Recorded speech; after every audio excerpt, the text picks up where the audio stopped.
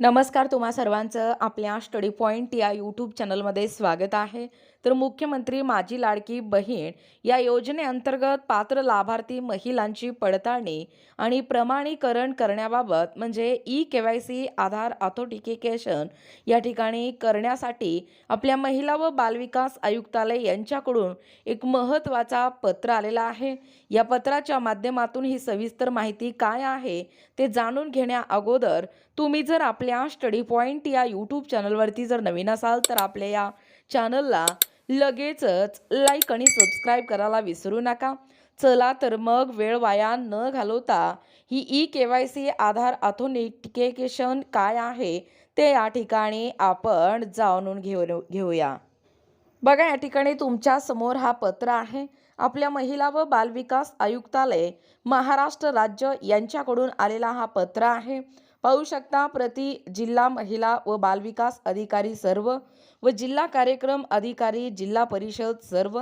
महत्त्वाचा आपला विषय आहे मुख्यमंत्री माझी लाडकी बहीण या योजनेअंतर्गत पात्र लाभार्थी महिलांची पडताळणी आणि प्रमाणीकरण करण्याबाबत म्हणजेच ई-KYC आधार ऑथेंटिकेशन. पाहू शकता या ठिकाणी कशा पद्धतीने संदर्भ आहे.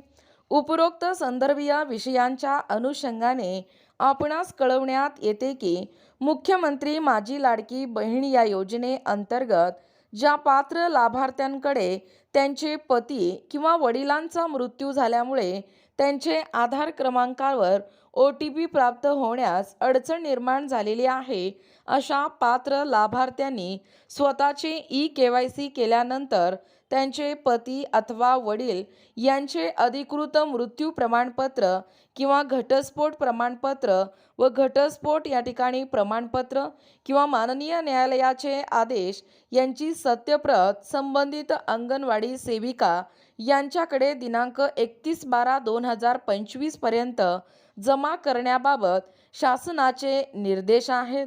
याच अनुषंगाने आपले अधीनस्थ म्हणजे CDPO किंवा ग्रामीण नागरी यांच्या मार्फत अंगणवाडी सेविकांकडे प्राप्त झालेले ई-KYC अर्ज हे जिल्हा महिला व बालविकास अधिकारी यांच्याकडे दाखल करण्यात यावेत. ई-KYC करण्यापासून सूट देण्यास शिफारस देण्याबाबतचा अंगणवाडी सेविकासाठीचा नमुना सोबत जोडून पाठविण्यात येत आहे. जिल्हा व महिला बालविकास अधिकारी यांनी आयुक्त महिला व बालविकास आयुक्तालय पुणे यांच्याकडे स्वयंस्पष्ट शिफारशीसह विहित कालामर्यादेत ई-KYCचे अर्ज सादर करावेत. बघा, महिला व बालविकास महाराष्ट्र राज्य पुणे नैना गुंडे भाप्रसे आयुक्त प्रत देखील पाहू शकता. त्यानंतर तुमच्या समोरच आहे शिफारसपत्र. बघा, अंगणवाडी सेविकांनी भरावयाचं हे महत्त्वाचं शिफारसपत्र आहे. मी म्हणजे आपल्या अंगणवाडी ताईंचं या ठिकाणी नाव येतोय. म्हणजे अंगणवाडी सेविका आपल्या अंगणवाडी केंद्राचे नाव, तालुका, जिल्हा. मुख्यमंत्री माझी लाडकी बहीण या योजनेअंतर्गत अर्जदार जी व्यक्ती आहे श्रीमती, तिचे पूर्ण नाव आणि तिचे आधार क्रमांक जो आहे तोही या ठिकाणी मेन्शन करायचा आहे. यांचे पतीचे मृत्यू प्रमाणपत्र किंवा वडिलांचे मृत्यू प्रमाणपत्र माननीय न्यायालयांचे आदेश लागू असेल अशी याची मी तपासणी केलेली असून त्यामध्ये सदर लाभार्थी महिलेंच्या पती किंवा वडील यांचा मृत्यू झाल्यामुळे त्यांचे या ठिकाणी पाहू शकता कशा पद्धतीने या ठिकाणी हा जो शिफारसपत्र आहे यांचे या ठिकाणी आधार क्रमांक म्हणजेच पती किंवा वडील यांचा मृत्यू झाल्यामुळे त्यांचे आधार क्रमांक OTP प्राप्त होण्यास अडचण निर्माण झालेली आहे. सदर याबाबतची मी खात्री या ठिकाणी केली असून संबंधित लाभार्थ्यांचे पती अथवा वडील यांची ई-KYC करण्यापासून सूट देण्यात यावी अशी या ठिकाणी शिफारस करीत आहे. अंगणवाडी सेविकेचे नाव, अंगणवाडी केंद्राचे नाव, तालुका, जिल्हा, प्रति बालविकास प्रकल्प अधिकारी तुमचा जो आहे तो या ठिकाणी प्रकल्पाचं नाव या ठिकाणी लिहायचं आहे. तालुका आणि जिल्हा व बालविकास प्रकल्प अधिकाऱ्यांचा जो सही किंवा शिक्का आहे तो या ठिकाणी नमूद करायचा आहे.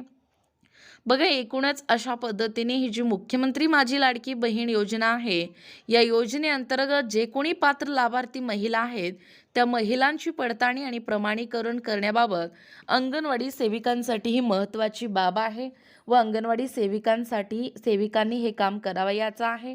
बघा, एकूणच अशा पद्धतीने जे काही पती किंवा वडील नसतात अशा महिलांसाठी KYC करून ते शिफारस पत्र कशा पद्धतीने आपल्या अंगणवाडी ताईंकडून भरून घ्यायचं आहे याबद्दल संपूर्ण माहिती या व्हिडिओच्या माध्यमातून जाणून घेण्याचा प्रयत्न केलेला आहोत.